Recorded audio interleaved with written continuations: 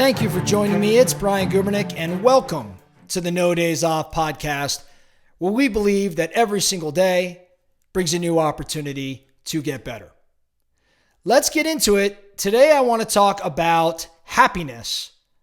More specifically, the reasons why children tend to be happier than adults.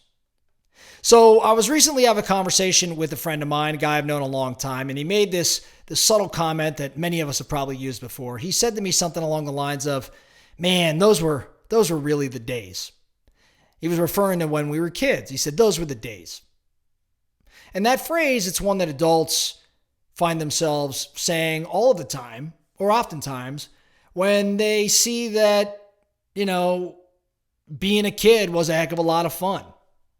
When they recall their childhood and think, gosh, there wasn't a lot of responsibility or worry or expectation back then. And it was happier times. And he said that, and I got to thinking about it a little bit more as to that phrase. And naturally, like I tend to do, I started thinking about it in my mind, and I started asking questions. And I asked the question, gosh, are kids really happier than adults? And as I've been observing just children in public and all, I think the answer is yes. But why is that? Why do these kids look so much happier than the adults that they're walking right next to? And here's what I believe. Here's the reasons I've come up with. There's probably a lot more than what I have here, but I want to go through my list, share with you why I think kids are happier than adults. And then, of course, ask the question, what could we be doing differently as adults to become a bit happier? Number one, kids don't really care what other people think of them. They just don't. Like, watch a kid in public. Kids dancing, kids singing, kids wearing whatever they want. They have no inhibitions. But as people get older, we start to care a lot more about what people think. We start to curb our behavior. We start to be worried a bit more about our perception, how we're being perceived. As a result, we become a little more tense, more stressed, and I think less happy in comparison to kids. So first and foremost, kids just don't care what other people think of them. And I think as a result, they're a bit happier. Next, kids say what they mean. Kids are just honest to a fault sometimes.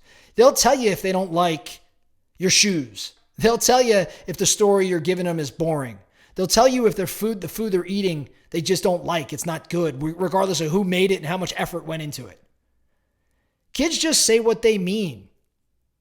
Adults, on the other hand, tell a lot of white lies. As a matter of fact, a report I recently read said an average of 11 white lies are told per person per week. I don't know how they did this research, but they did. And they found, again, that telling these white lies, avoiding these mistruths to some degree, it happens 11 times. Kids just tell you straight up how it is. They don't even think about this stuff. So they're not making false excuses.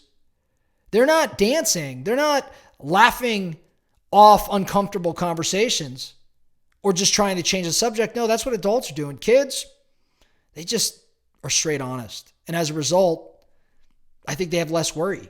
Again, they're happier. Next thing, kids have a tendency to just let their minds wander. They're creative. Give a kid a cardboard box or bubble wrap and you'll get hours of uninterrupted make-believe fun.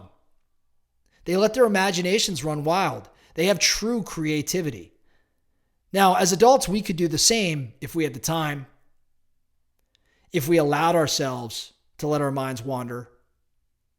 We could do it, but we're rarely open to this sort of new experience and instead stick to whatever we're doing at the time. Kids are happier because they let their minds wander and they get creative. And it's a fun exercise for them.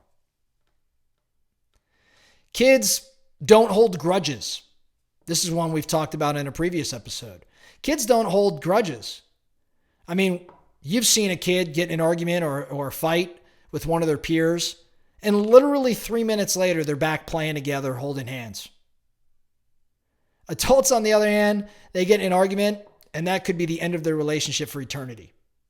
Kids have short memories. Grown-ups, we have trouble letting go of resentment and regret and negative emotions to the extent that kids, man, they just move on. And so they have, a stronger mental well-being, especially in this particular area. They just don't hold grudges, so they're happier. Kids also exude blind optimism.